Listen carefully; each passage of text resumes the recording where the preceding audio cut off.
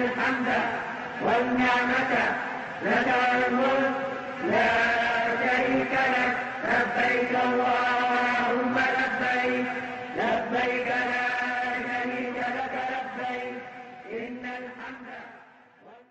الحمدللہ رب العالمین والصلاة والسلام علی سید الانبیاء و خاتم المرسلین سیدنا محمد وعلی آلہ و اصحابہ اجمعین، اما بعد. حضرات، حج بیت اللہ حکمتیں کیا ہیں؟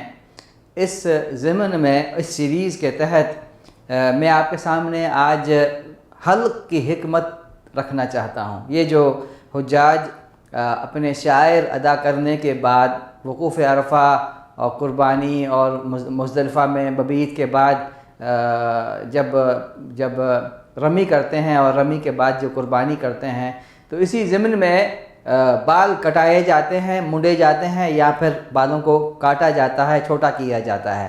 تو یہ جو حلق ہے، حلق جس کو کہتے ہیں بال مونڈنے کو، تو اس کی کیا حکمت ہے؟ حضرات، جس طرح سے حج یا عمرے کی ادائیگی کے لیے میقات سے احرام باندھ کر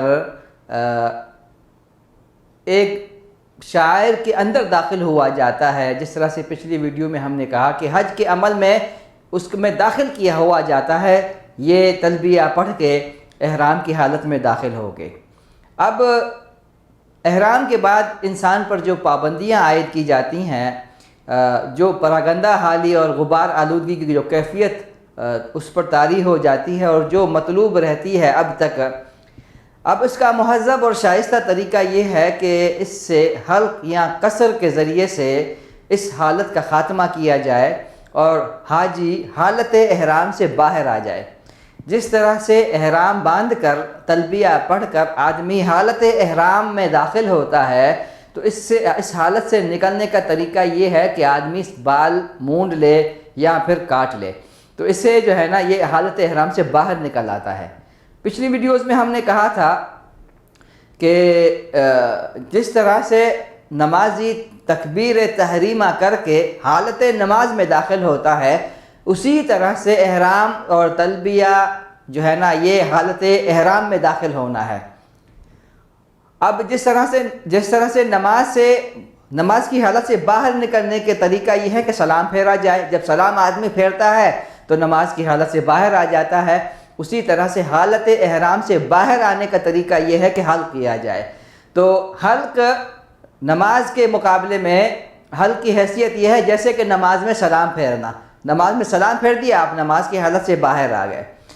اس پر حضرت شاہ ولی اللہ محدث دہلوی رحمۃ اللہ علیہ لکھتے ہیں، حلق کا راز یہ ہے کہ اس سے احرام سے نکلنے کا ایک ایسا طریقہ متعین ہوتا ہے جو وقار کے منافی نہیں. اگر لوگوں کو ان کے حال پر چھوڑ دیا جاتا تو ہر شخص جو طریقہ چاہتا اختیار کر لیتا. اس کے علاوہ اس میں پراگندہ بال اور زولیدہ سر ہونے کی حالت کا خاتمہ ہے جو پہلے مطلوب تھی. یہ ایسا ہے جیسا نماز میں سلام پھیرنا. اچھا جناب، اس میں اس طریقے کی تعین اور احرام سے باہر ہونے کے لیے حلق یا قصر کی مشروعیت میں بندے کی طرف سے پروردگار کے آگے عبودیت اور تذلل کا اظہار ہے. ہمیں معلوم ہونا چاہیے کہ سر کے بال انسان کا تاج ہوتے ہیں، اس کے وقار کے، اس کی خوبصورتی اور اس کی تہذیب اور اس کی شائستگی کی علامت ہوتے ہیں. انسان سر کے بالوں کی بڑی حفاظت کرتا ہے، کنگھی کرتا ہے، تیل لگاتا ہے، علاج کرتا ہے، سر کے بال کو دھوتا ہے، اور یہ زیب و زینت کا ایک ظاہری علامت ہے سر کے بال. اب سر کے بالوں کو حج کے وقت کاٹنا یا مونڈ دینا، قصر کرنا یا حلق کرنا، یہ اللہ تعالیٰ کے آگے تذلل کی علامت ہے، عجز و انکساری کی علامت ہے.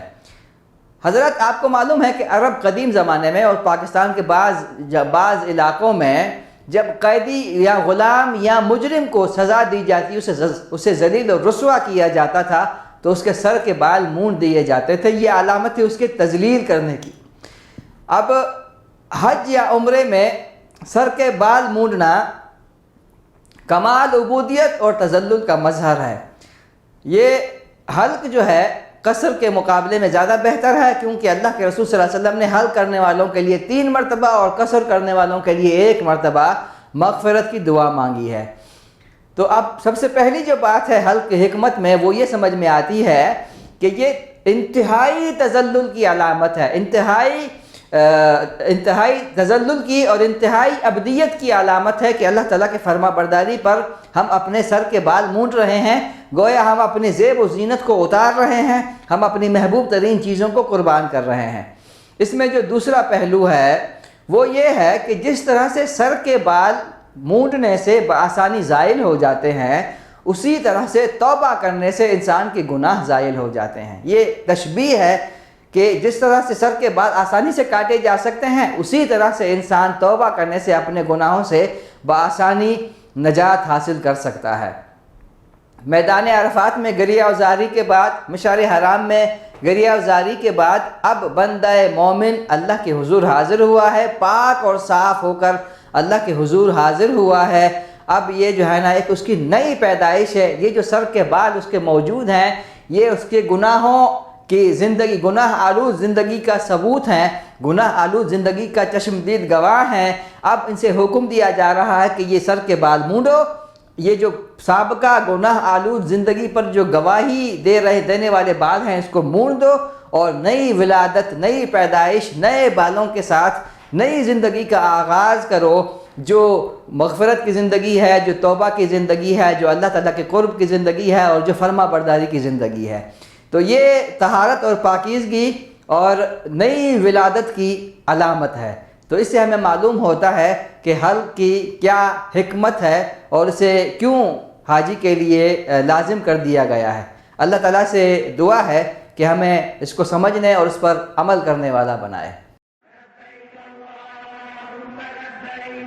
لبيك لا شريك لك لبيك إن الحمد والنعمة لك الملك لا شريك لك لبيك اللهم لبيك لبيك